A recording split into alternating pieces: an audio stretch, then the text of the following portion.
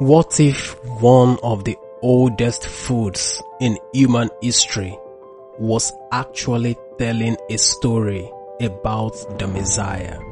A bread eaten for over 3,000 years, flat, pierced, stripped, broken, and yet it looks uncannily like a prophecy.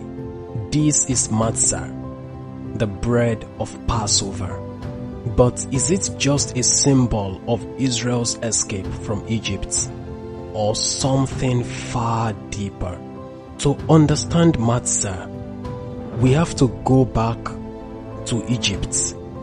The Israelites had been enslaved for generations. Then came the moment of deliverance, the night of Passover. God instructed them to prepare a meal, a lamb without blemish, bitter herbs, and unleavened bread. Why unleavened bread? Because there was no time. In Exodus chapter 12, the Israelites were told to leave immediately. No delay, no waiting, no rising dough. Scripture says they baked unleavened bread because they were thrust out of Egypt and could not wait.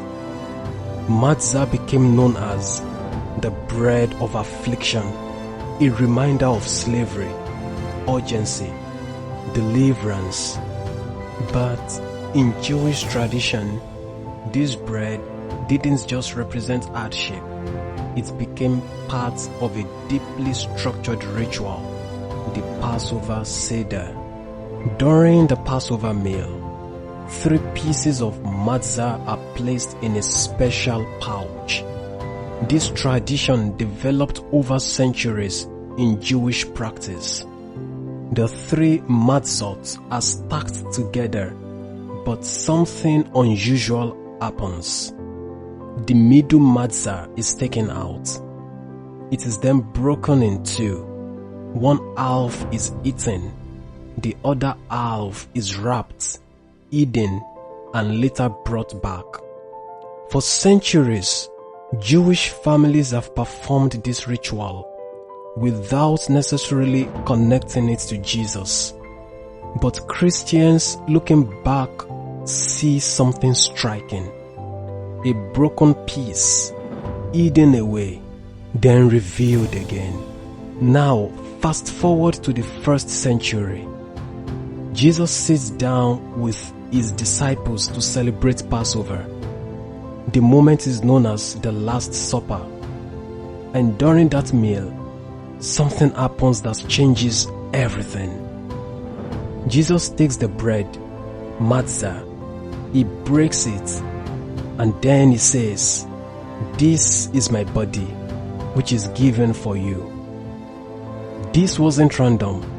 He was taking a 3,000-year-old symbol and redefining it. The bread of affliction becomes the bread of sacrifice.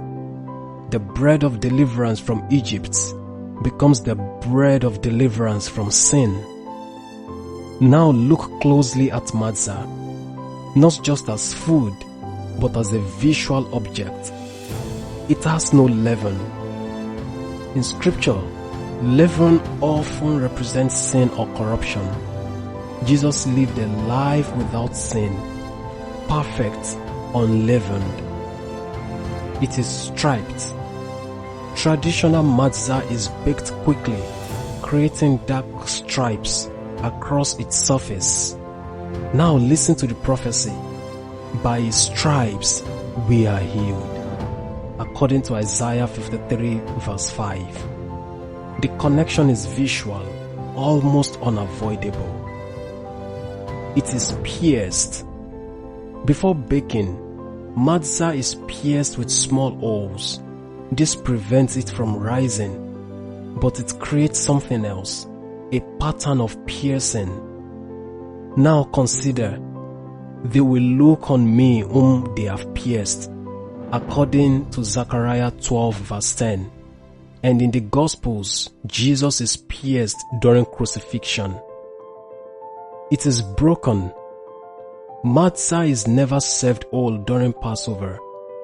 It is always broken, just as Jesus said, "This is my body given for you." For thousands of years, Jewish families have eaten matzah, remembering deliverance from Egypt. But Christians see a second layer, a deeper deliverance, not just from slavery, but from sin. Not just from Pharaoh, but from death itself. The same bread, but a greater glory. Matzah is simple, just flour and water. Yet it carries history, suffering, deliverance, and for many, prophecy. A bread that is unleavened, striped, pierced, broken, and for believers, a reminder that sometimes the most ordinary things carry the most extraordinary and spiritual meaning.